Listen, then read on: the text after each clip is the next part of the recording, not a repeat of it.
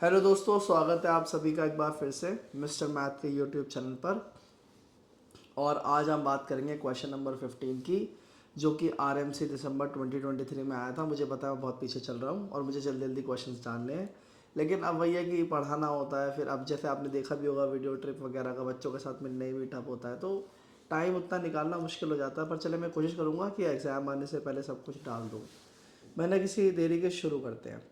देखो, दो congruent triangles हैं, right, are located inside a square, square के अंदर वो लोकेटेड है as shown in the figure below. Find their angles, आपको एंगल्स निकालने हैं, राइट। तो भाई मेरे को देखो यार, ये पता है कि मेरा जो ये वाला एंगल बी है ना, ये वाला एंगल बराबर है मेरे एंगल डी के। मुझे ये मालूम है कि भाई जो एंगल ए है वो बराबर है एंगल के, और ये वाले दोनों बराबर है। अब वो कह रहा है कि कॉन्ग्रुएंट है ट्रायंगल्स। एक बात जो अच्छी है वो कॉन्ग्रुएंट ट्रायंगल्स है, मतलब साइड्स वगैरह भी बराबर होंगी ना, कॉरस्पॉन्डिंग साइड्स। अब मसला ये है कि भाई ये दोनों एंगल बराबर है। अगर ये दोनों एंगल इस तीसरे वाले एंगल के बराबर होते हैं, यानी कि अगर तीनों आपस में बराबर होते तो 120 ईच आ जाता, 360 का 1/3, राइट। लेकिन ए एम डी के बारे में कोई जिक्र नहीं किया गया है। तो मैं ट्राई करता हूँ कि क्या मैं समहाउ, जैसे ये वाला और ये वाला तो कॉन्ग्रुएंट है ही, अगर ये वाला भी कॉन्ग्रुएंट हो जाए ट्रायंगल ए एम डी, तो तीनों कॉन्ग्रुएंट होंगे, तो फिर तीनों एंगल भी कॉन्ग्रुएंट होंगे, और तब मेरे लिए वो बात पॉसिबल हो पाएगी। तो चलो देख लेता हूँ कोशिश करके क्या बात बन सकती है। In triangle A M B, A B M लिख लो, चलो A B M, and triangle A M D. अब मुझे तीन चीज़ें चाहिए, तब होता है ना कॉन्ग्रुएंसी तो अप्लाई। एक चीज़ जो दिख रहा है मुझे, ए एम कॉमन है, ठीक है, ए एम कॉमन है। और अच्छा, ये क्योंकि स्क्वायर है, ये एक स्क्वायर है,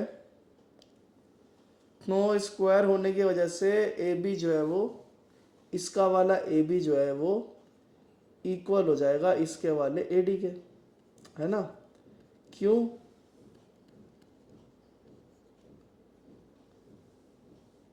साइड्स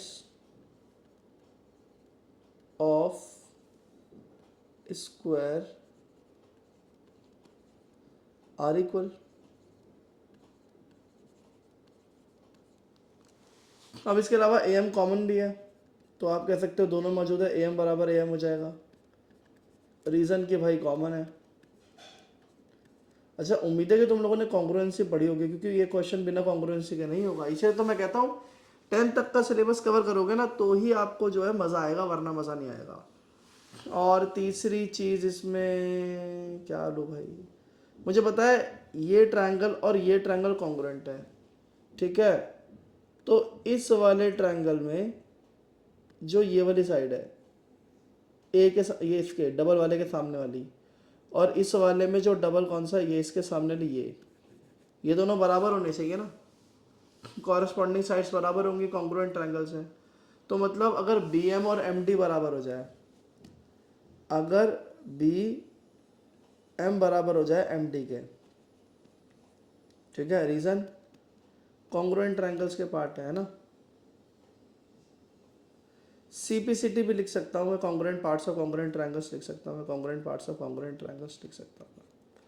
तो मेरे को पता है कि भाई यहाँ से मेरा ए बी एम जो है, ए बी एम वो मेरा कॉन्ग्रुएंट हो जाएगा ट्रायंगल ए एम डी के। रीज़न क्या दूंगा? रीज़न वही दूंगा कि भाई तीन sided triple S congruency rule हो जाएगा bye triple S congruency rule, या एक्सियम लिख देता हूँ, शॉर्ट फॉर्म के लिए जगह कम है, बाकी एक्सियम रूल लिख लेता मैं। हम इसे होगा क्या कि अगर मेरा ये ट्रायंगल और ये ट्रायंगल तो कॉन्ग्रुएंट था ही, ये भी मैंने कॉन्ग्रुएंट कर दिया इसके, मतलब तीनों आपस में हो गए। तीनों आपस में हो गए तो भाई ये तीन एंगल बराबर हो गए, तो ये वाले तो 120 ईच हो गए। सर्कुलर 360 होता है ना। इसके अलावा आप देखो भाई कि ये ट्रायंगल और ये ट्रायंगल कॉन्ग्रुएंट कर दिया, तो इस वाले के बराबर ये वाला हो जाएगा, तो ये 45 और ये 45, क्योंकि 90 होता है स्क्वायर का।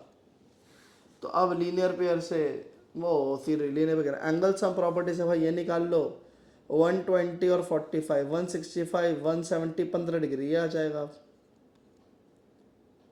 15 डिग्री ये आ जाएगा, ठीक है। तो इस तरीके से आप ये क्वेश्चन कर सकते थे। अब ये भी है कि भाई अगर ये 45 और ये 120 है तो ये अपना 15 डिग्री ही आएगा, तो ये अपना 60 डिग्री आ जाएगा, और फिर तो कितना चाहो उतना सॉल्व कर लो। लेकिन इस क्वेश्चन में ना बिना कॉन्ग्रुएंसी करना असंभव है। मैंने खुद पहले सॉल्व किया है क्वेश्चन, ऐसा नहीं कि मैं अभी कर रहा हूँ। मैंने पहले खुद, मेरी कोशिश यही थी कि बिना कॉन्ग्रुएंसी, क्योंकि मुझे लगा कि यार बच्चे जो है वो क्लास 7th में होते हैं तो उतना शायद कॉन्ग्रुएंसी नहीं आता हो, तो मैंने बहुत कोशिश की है फिगर आउट करने की कि बिना कॉन्ग्रुएंसी लगाए मैं कैसे निकाल सकता हूँ। मैंने बहुत कॉम्प्लेक्स अलजेब्रा का इस्तेमाल किया, लेकिन मेरा उससे निकला भी नहीं। और हालांकि इतनी कॉम्प्लेक्स अलजेब्रा से निकाल के भी मैं तुमको क्या ही पढ़ाता, क्योंकि तुम्हारे को तो वो भी सिलेबस का हिस्सा नहीं है। लेकिन मेरे से तो वो हुआ ही नहीं, तो फिर तुम्हें क्या ही मैं बताता। तो मेरी मजबूरी थी कि मुझे कॉन्ग्रुएंसी सही समझाना पड़ा। फिर भी अगर किसी को इसमें कोई डाउट है तो कमेंट सेक्शन में आप लोग लिखें अपना ओपिनियन, मैं तो इंस्टेंट ही रिप्लाई कर देता हूँ हमेशा, इस बार भी कर दूंगा। चले, उम्मीद है आप लोगों को कुछ तो समझ में आया होगा। बाकी अच्छा लगा हो तो लाइक कीजिए, ख़राब लगी हो तो डिसलाइक कीजिए। गालियाँ तो दे देते हैं लोग, एप्रिसिएशन देना हो तो सब्सक्राइब कीजिए।